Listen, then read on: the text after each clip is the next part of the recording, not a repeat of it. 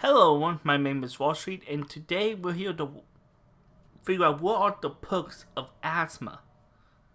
As someone who has asthma, I see no perks in it. It makes me not able to work out and actually do things with my body. Plus, it's another disability among my list of histories of issues I have. But apparently, Lady Animation's ability to spell is perks to it. I don't see it, but maybe she can open my eyes to the reality of my situation. There you go. Kid growing up, I was the one always having coughing fits. I was the one sitting out at recess. And for me, the common cold was common indeed. And part of this was because I have asthma. Every morning and every night, I had a few extra steps to my routine. Number 1, blow into this thingy to see how my lungs are doing. Green is good, yellow is not, and red means take this girl to a doctor right now. Number 2, Advair. Hold the UFO with 2 hands and breathe in that gritty purple stuff. Oh yes. Ugh. And lastly, take 2 puffs of the inhaler. Use a spacer to ensure you get all the medicine. And that was Okay. I had to do all that as a kid, minus the breathalyzer. I mean, I live in a state where health is not a concern. That, just giving you an idea, with the whole mask ordeal, the people in my state will rather go to a satanic cult church or have the clan that still headquarters in Indiana. I just said to say, oh well. Have the clan that is still in Mooresville, that is the capital of the Midwest when it comes to that cult, become the most important religion in the state, then rather have a mask on. So yeah, I was told to toughen up, take my medicine as a bitch would do, and then go on with my life. And there's a lot of people in my family that would agree with what I just said. a lot to do as a kid. And even when I did those things, I still struggled to keep up with all the other kids at recess. Yep. So growing up with asthma, Still do. I often felt like a wimp. Until now, guess who was third in line for a vaccine? The wimp with asthma. So, ha! Obviously, I'm kidding. There's nothing fun about having asthma. And if you have it, you know that already. Oh yeah. One sign of incoming asthma my family and I weren't aware of, till it happened, was childhood eczema often leads to asthma. Eczema is a skin condition where your skin can become inflamed, scaly, dry, and super itchy for no reason at all. And when I was just a babe, it was all over my adorable little body. My mom often told me this story where she was in Target with me, and some kid, bless his heart, said, "Mom, what's wrong with that baby?" Damn. My mom didn't think it was as funny as I do, though, and That is funny. Then again, I'm the person that will laugh at my own mental disabilities and depression and stuff. So, I think it's kind of funny. Yeah, why's your ass baby kid?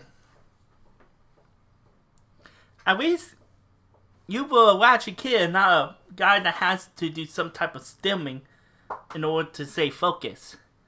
Because, yeah. Also, I just recently discovered that I can sit on the chair Pacific Way and bounce, which is something I always love doing. So, I'm going to have a good time with this.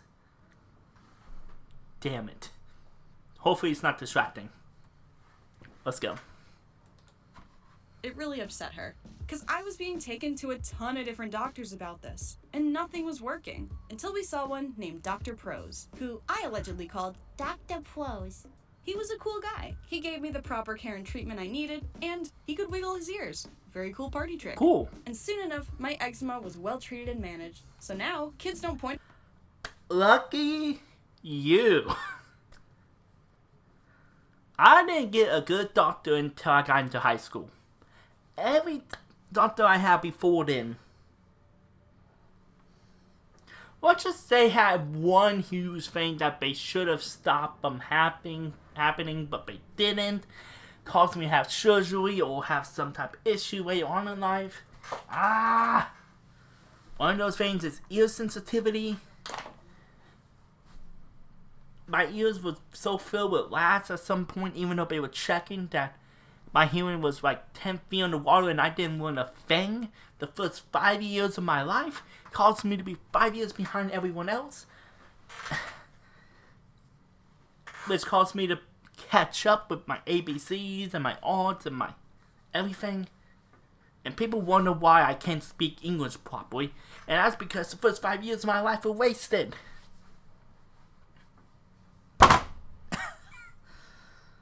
And that's just one of the hundreds, joking, hundreds of doctors I had that mess me up.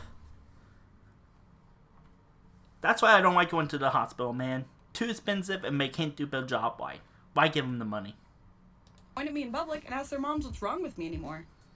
But I'm lucky. Currently, eczema has no cure. It can only be treated with medication to make life a little less hard to live. My parents were relieved though, as it seemed all their worries about my health had subsided. But then, I remember one day in the summer before first grade, I was really out of it. I was at my after-school program / summer camp as usual, but I remember just sitting in a chair, feeling really sleepy, and trying to focus on a light so I wouldn't fall asleep. I was tired, I had trouble breathing, and I was really weak. Oh boy. Eventually, I told my teacher I wasn't feeling good and asked if I could lay down somewhere. When I woke up, I could hear my teacher and my mom anxiously talking about me. My mom took me to the ER, I was admitted to the hospital, and we found out I had pneumonia, which in simple terms is an infection inside your lungs. We also found out I had asthma, meaning my airways were already susceptible to becoming inflamed or filling with gross stuff. So the odds were not at all in my favor. My mom explained this to me in a way that I could understand as like a 5-year-old. Okay, again, I know I'm talking a lot, but when it comes to health, it's like one of the few things I passionately want to talk about because of my bad experiences. Because of my asthma and having one of my lungs that didn't grow properly, let alone didn't get the opportunity to extend properly because one doctor didn't realize I had a 60-degree back degree scoliosis situation for 3 years of my life, even though there was evidence of it. I looked like I was the Hunchback of Notre Dame when I shouldn't have been at an 11-year-old. So let's just say my left lung is almost useless. My right one is basically doing all the breathing for me, let alone having the autism asthma. So anytime I get the cold, I go down like it's the flu. Any sickness that involves going after the lungs, I am down for the count. And the way I am with the flu, if I got hit with COVID, I'll be out. I'll be in the hospital on life support. Such from everything I have seen from the people who got in it. My friends and family. I'll be on the life support. Because the flu makes me almost die. I have other issues, but yeah, my lungs are the biggest no-no for me. But I still remember being really scared. Truly, it was a really scary time, but the ICU was pretty cool. Oh, ICU sadly does not stand for Illy Cinematic Universe. It stands for Intensive Care Unit. I remember the nurses taking my vitals and also pricking my finger to test my blood. I hated that. No! I got to watch any movie I wanted to from bed. My mom took me for rides around the hall. You had Netflix? I'd be lucky if I had basic satellite TV. Which, to some people, may sound like, oh, that's so cool, you can watch Nickelodeon stuff. Basically, what was on was PBS Kids, MeTV, which is basically 50s and 40s TV shows, and the news. That's all I had.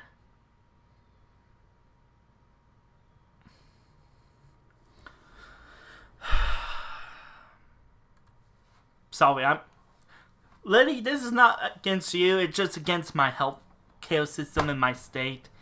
It fucking sucks. Wait in a little red wet. Oh, and I want to mention, that was at a children's hospital. So that's what they expect children to be okay and watch. Nah. If it was a normal hospital, I get it. But kids don't watch those shit. They watch Disney and Nick. I don't care. God.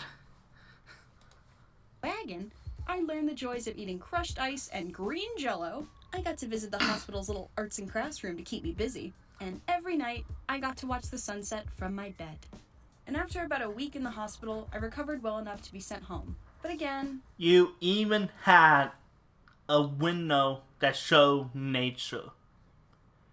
My window, all 3 times I was at the hospital, for issues I had. But on the building, I couldn't see even the sky. I felt like I was in a prison for 1 visit a week, 1 visit for 2 days, and 1 visit for, I think it was 5 days.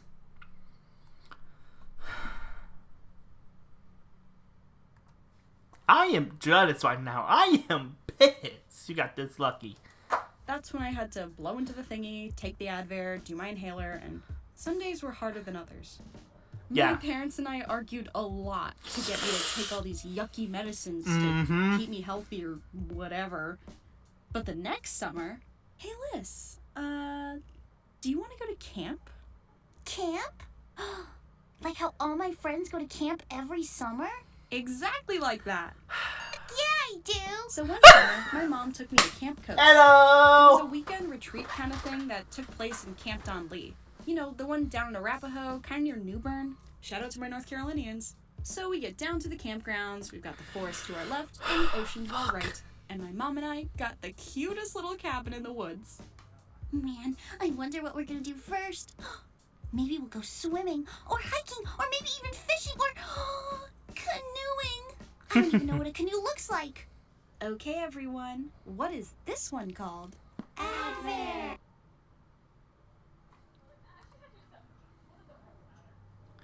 Your parents did you dirty!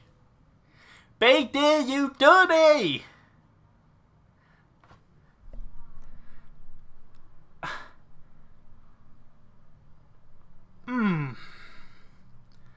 I have been on a camping trip twice.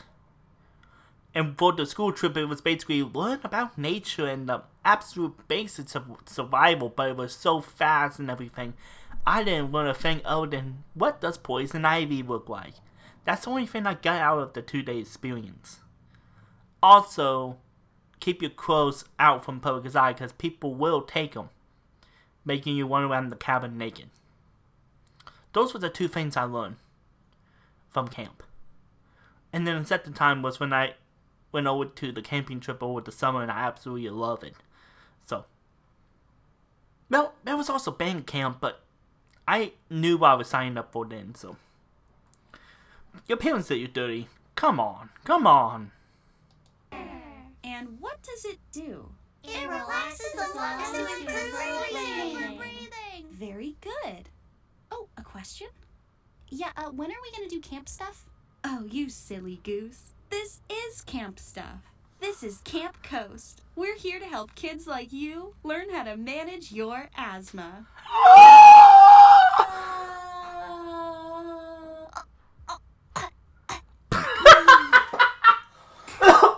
Fuck. I wasn't at any old camp. I was...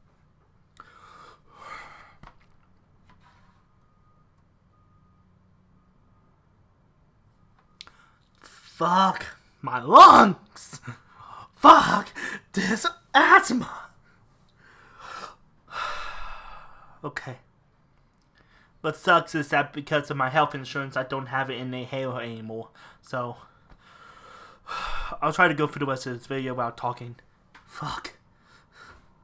Me. was at asthma camp. I didn't even know that existed. I was so mad. Like, what is this, some kind of punishment? You dangle the great outdoors in front of me and then hold us up indoors to learn how to breathe. I was sick of it. But that part ended and we got to go outside. We got to go swimming, we did arts and crafts, we learned about animals, I got to hold a snake or a turtle or something, and then asthma class again. Okay, everyone, what is this one called? Peak flow meter. Peak flow meter. I guess what I'm trying to say is, it really sucks being a sick kid. There's so much you want to do and you want to do it, but you just can't sometimes. Yeah. It can make you feel weak, or not as good as all the other kids. All because you have to deal with something that you have no control over. And knowing that makes maintaining your health and taking your medicine just the worst. Because no other kid has to do this. But if you're anything like young me, I hope you come to understand what I did. You are strong, no matter what. But no one is invincible. And truly, the only perks of having asthma are having access to the proper healthcare you need to survive. If I wasn't this lucky and privileged enough to get the medicine I needed, I don't know if I would have made it back then. And that's why this video is a fundraiser. This video is sponsored by Tab for a Cause. Hold up. Damn it. Camp. Or just me. Personally, I'll be donating my hearts to Give Directly, a nonprofit organization that gives directly to those in need, that donates to a charity of your choice every time you open a new tab. And you don't have to pay a cent. So if you're the kind of person who opens 80 freaking tabs every time you get on the computer, consider downloading this extension. It's easy, it's free, and it helps people effortlessly. Just by browsing the web per usual, Tabbers have raised over $1 million through Tab for a Cause. Oh wow, that's actually Users can choose cool. and support these 10 partnered charities by donating their hearts. Personally, I'll be donating my hearts to Give Directly, a nonprofit organization that gives directly to those in need, and you can listen to their stories under the Recipients tab. Thank you, Tab for a Cause, for sponsoring this video. Thank you guys for watching my videos. You ain't slick. You ain't slick. Unless you're holding the book for odd ones out, then that's fair, But, what the? I'm trying to breathe, man. Fuck. Hit like if you liked it so I know, subscribe to hear more stories, and, as always, but especially... But yes, I will be getting that app, because I love the idea of giving back to people. Sorry about my issues, man. It so sucks. But what she said about you're strong because you have to deal with things that other people can't handle. Let me just say at the least, with having multiple mental disabilities and physical issues, yeah, there's times I wonder why me. Why do I have to suffer? Why does my roommate get to go scot-free of all these conditions and issues? But the more I think about it, if you're a religious person, I'm not so much. Maybe I was too OP and God had to cut me down some pegs. Or maybe I have to have these issues to prove a point. Maybe I just got unfortunate and I'm just making the most of it. I don't know. I don't know what you guys believe in. Fuck me. Okay, I'm gonna cut this video short. You get what I'm saying. Try to be proud of yourself regardless of what issues you have to deal with.